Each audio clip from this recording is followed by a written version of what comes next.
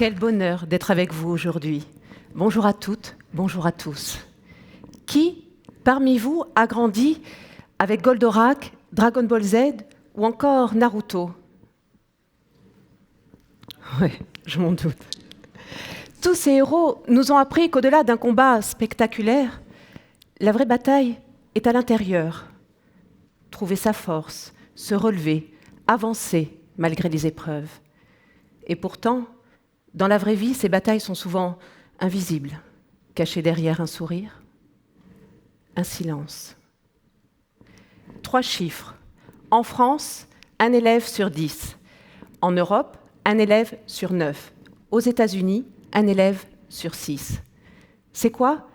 Eh bien, c'est le nombre d'enfants touchés par le harcèlement scolaire chaque année. Et pourtant, ces chiffres ne sont que la partie visible de l'iceberg. J'ai commencé ma vie professionnelle dans la communication événementielle et les relations publiques. J'organisais, j'optimisais, je valorisais, je connectais. Mon rôle était de créer du lien. Mon rôle était de mettre les autres en avant. Et pourtant, déjà, je rêvais de monter sur scène. Vous savez, j'aurais voulu être un artiste. J'ai joué mes premières notes de piano à l'âge de 5 ans. J'ai eu le bonheur d'avoir un professeur qui était compositeur de musique de film. Je me suis mise à écrire également à l'adolescence. J'ai gagné mes premiers concours de poésie. Le monde de la musique a toujours été pour moi un refuge, un langage. Paul Éluard disait « Il n'y a pas de hasard, il n'y a que des rendez-vous ». Et vous? Qu'en pensez-vous? Je vous propose un petit test en live que toutes celles et que tous ceux qui croient au rendez-vous de la vie tapent le plus fort possible dans leurs mains. Non, allez, plus fort, plus fort, plus fort, plus fort. C'est top. Merci beaucoup. J'ai eu le bonheur d'avoir ce rendez-vous, cette rencontre. Une rencontre qui change une vie, qui donne du pouvoir, qui ouvre une nouvelle trajectoire. Un jour, j'ai rencontré Saint-Preux, le grand compositeur du concerto pour une voix. Il a lu mes mots, il a écouté mes notes. Et il m'a dit « Tu es une parolière née, tu as la veine musicale. » Ces mots ont été un cadeau, ces mots ont été un déclic. J'ai compris que ce que je faisais pour les autres, c'est pour moi que je devais le faire. Organiser, optimiser, valoriser, connecter. Je devais apprendre à me mettre en avant. Les rendez-vous de la vie ont continué et une seconde rencontre me pousse encore un petit peu plus loin sur cette nouvelle trajectoire. Une personne, en écoutant mes compositions, me dit « Et si tu écrivais une comédie musicale ?» Une comédie musicale, moi, mais je n'y connais rien. Et pourtant, j'en mourais d'envie. Et j'avais le thème, le harcèlement scolaire. J'ai connu le harcèlement scolaire pendant des années avec un de mes enfants. Un jour, il rentre à la maison et je vois sa main pleine de sang. Alors, je lui demande ce qui s'est passé. Il me dit « Ça, maman, ce n'est rien. » Mais non, ce n'est pas rien. Dis-moi simplement ce qui s'est passé. « Ah non, mais maman, il n'a pas fait exprès. » Mon cœur, on ne peut pas ne pas faire exprès. Raconte-moi tout simplement, s'il te plaît. Alors, il a pris le temps de m'expliquer. Et surtout, il a conclu en me disant « Mais maman, qu'est-ce que tu vas faire ?»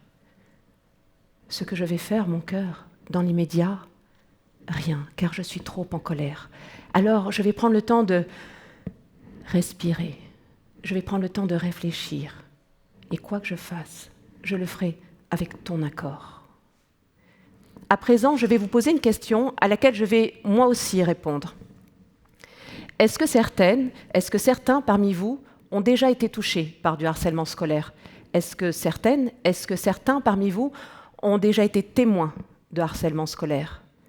Si c'est OK, et pour ceux qui le souhaitent, ensemble, nous pouvons lever la main.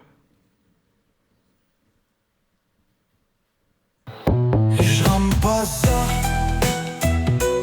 j'avais mal, lâche-moi, arrête diable, si je dis stop, tout fait pas. Si les mots sont sous-traités d'une te sens à nos vies, je t'en prie, n'oublie pas qu'un simple mot peut tuer si les mal utilisés, Almer. Va pas ça. Si parce que je suis gentil, toi tout te crois pour permis les choix. J'aime pas ça, ça fait mal. Lâche-moi, arrête ça.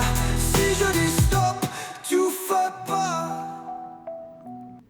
J'ai écrit cette chanson selon des méthodes de développement personnel. Lorsque dans le refrain, nous commençons en disant « j'aime pas ça, ça fait mal », nous choisissons d'accepter une forme de déni. Nous acceptons de nous dire « ce qui nous arrive, ce n'est pas OK, je n'aime pas ça, et en plus, ça fait mal. Lâche-moi, arrête ça ». Nous passons de cette première étape où nous nous parlons à nous-mêmes pour nous tourner progressivement vers l'autre, cet autre qui nous cible, cet autre qui nous touche. Et nous osons lui dire « lâche-moi, arrête ça ». Nos mots sont encore fragiles parce que ce n'est pas un acte simple d'oser se positionner. Mais si je dis « stop », tu fais pas. Tout est terminé. Nous ne laissons plus le choix. Nous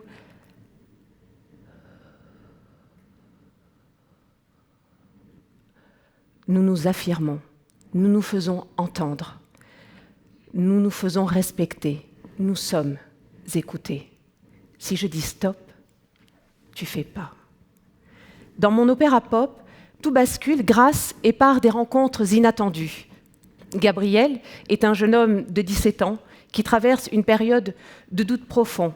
Il est nouveau dans son lycée et il fait la première rencontre avec Kenzo, une rencontre qui va le déstabiliser. Et pourtant, c'est par ce cheminement qu'il va découvrir un monde parallèle, un univers inspiré des récits mangas.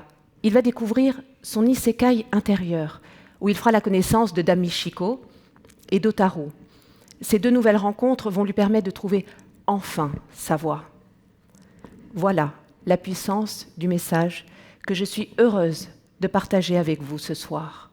Les rencontres inattendues, qu'elles soient déstabilisantes ou bienveillantes, ces rencontres portent en elles le pouvoir de changer nos trajectoires. Ces rencontres inattendues nous invitent à nous dépasser. Elles nous invitent à voir des opportunités là où nous ne les attendions pas. Dans mon témoignage, 3 figures, 3 chemins qui semblent différents et qui pourtant suivent une même trajectoire intérieure. Mon fils, confronté à l'injustice, à la violence silencieuse. Gabriel, ce personnage fictif qui cherche sa voie, sa place, son courage. Et moi, qui ai dû apprendre à sortir de l'ombre, à prendre ma place, à oser créer. 3 histoires, 3 combats, une clé. La rencontre. La rencontre qui réveille, la rencontre qui relie, la rencontre qui guérit. Et c'est peut-être cela, la force du message de Gabriel, ce symbole universel de ces rencontres qui nous révèlent à nous-mêmes, ces rencontres qui changent nos vies. Avant de conclure, j'aimerais vous dire que mon histoire est aussi peut-être votre histoire. Mon témoignage est bien plus qu'une succession de rencontres. Mon témoignage est le reflet de ce que chacune ou chacun d'entre nous traverse, des étapes, des épreuves, des prises de conscience. Si nous choisissons d'être véritablement actrices et acteurs de nos rencontres, alors chaque rencontre est un rendez-vous. Chaque rencontre est une nouvelle lecture de notre chemin, un levier pour grandir, un levier pour rebondir, pour ouvrir des portes à des opportunités que nous n'imaginions pas. Pour cela, vous avez quelques clés essentielles. La première clé, prendre le temps de respirer, réfléchir, ne rien entreprendre, ne pas réagir dans la précipitation ou sous l'emprise de l'émotion. Deuxième clé, pour pouvoir dire avec force, comme nous y invite la chanson, « Si je dis stop, tu fais pas ». Alors vous aussi, soyez prêtes, soyez prêts à accueillir l'inattendu. Vous avez dit « Serendipity » ? Merci. Merci beaucoup.